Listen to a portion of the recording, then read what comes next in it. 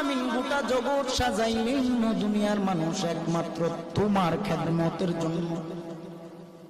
কিন্তু এই দুনিয়া যে বানাইলেন, মানুষ বানাইলেন, আদম হাওয়া বানাইলেন, সব কিছু বানাইলেন আমার আল্লাহ একমাত্র নবীর উসিলায়। কে সেই নবী? আমার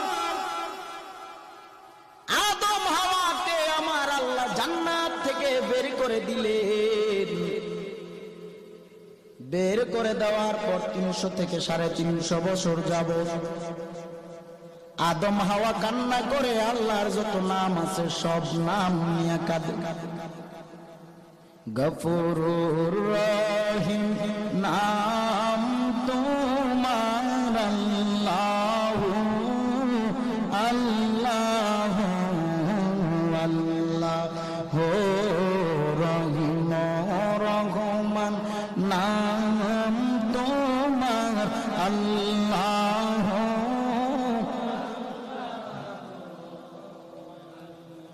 ও আল্লাহ, তোমার এমন কোন নাম নাই যেই নাম নিয়ে আমি আদম নবী তোমাকে ডাকি নেই। শেষ পর্যন্ত আদম নবী বলে, রে আল্লাহ, জান্নাতের পারে দেখেছিলাম আপনার নামের সাথে আরেকটা নাম, জানি না তিনি কে, তবে তিনি হলেন শেষ নবী রাহমাতুল লিল আলামিন। ও আল্লাহ, মুহাম্মাদুর রাসূলুল্লাহ সেই নামের খাতিরে তুমি ক্ষমা করে দাও। সুবহানাল্লাহ বলুন। ওই নবীজির নাম মুবারক নিয়া আল্লাহর কাছে ক্ষমা চাওয়া মাত্র আল্লাহ বলে, রে আদম, অনেক দেরি করে ফেলেছো। জান্নাত থেকে যখন তোমাকে বের করে দেই তখনই যদি তুমি আমি আল্লাহর নামটা নিতা আর আমার বন্ধু নবীর নাম নিয়ে আমি আল্লাহর কাছে আরজি জানাইতা, এরে আদম 350 বছর কান্না করা লাগতো না।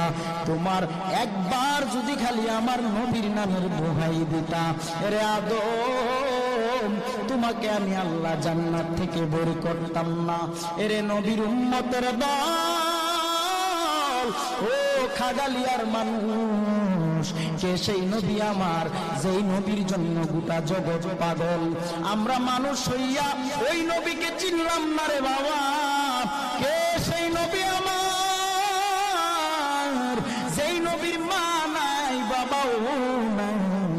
নবী কোনদিন মা হারা চিন্তায় এত পরিমাণ কাঁদে নাই, নবী বাবা হারা চিন্তায় এত পরিমাণ কাঁদে নাই যেই পরিমাণ নবী গুনাহগার উম্মতের মায়ায় কেঁদেছে।